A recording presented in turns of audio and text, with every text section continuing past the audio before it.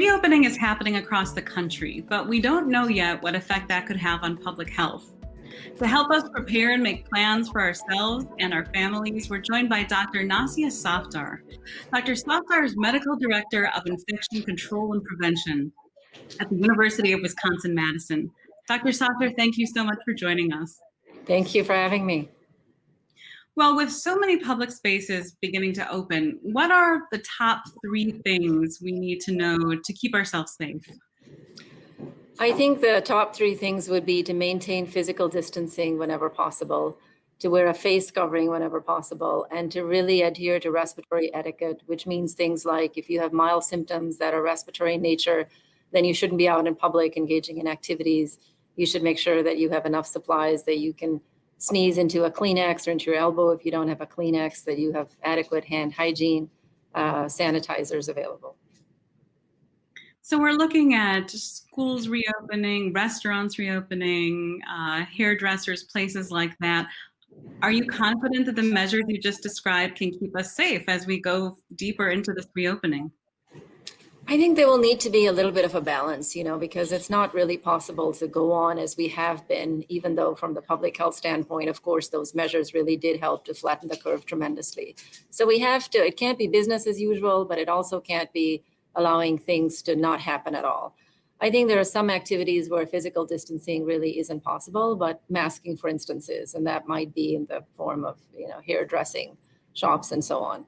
There's other activities where masking isn't possible, but physical distancing may be, like restaurants. So whatever people can do to achieve a balance with these things would be very helpful to continue to blunt the curve.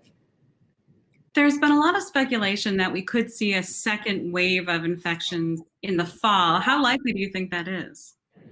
I think it's quite likely. I mean, respiratory virus season is going to come in the fall, as it always does, and COVID-19 being a respiratory syndrome is likely to be right in the mix.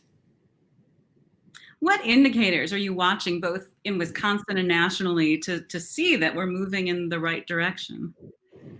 So there's a number of indicators that one can use. There's a number of cases, the test positivity rate, how many people are being tested, what's the hospitalization rate, what's the death rate. Those are all things that can help hospitals, public health, and people prepare for what may be coming in the fall. And how are we looking right now? You look at these numbers, what do you see? I think overall it's been pretty encouraging. There are many states around the country that are seeing a much steeper trajectory than we are. I think in our setting, the cases, the trend has been a very, very slow uptick, but nowhere near what some other places are seeing. So looking again toward the fall, let's say there's not a vaccine, and it looks likely that there will not be a vaccine, at least by the fall. Right. What do we have in place in terms of other treatments that can sort of lessen the severity of COVID-19 should we contract it? I think there's a couple of good options for hospitalized people who are suffering from COVID-19. There's remdesivir. There's some interesting preliminary data on steroid use, although that paper and that data needs to be made available for us to do an assessment of it. But those are some of the things that seem useful. Convalescent plasma taken from people who have recovered from COVID is another potentially promising intervention. Dr. Safdar, thank you so much for joining us today. Appreciate it. Thank you very much.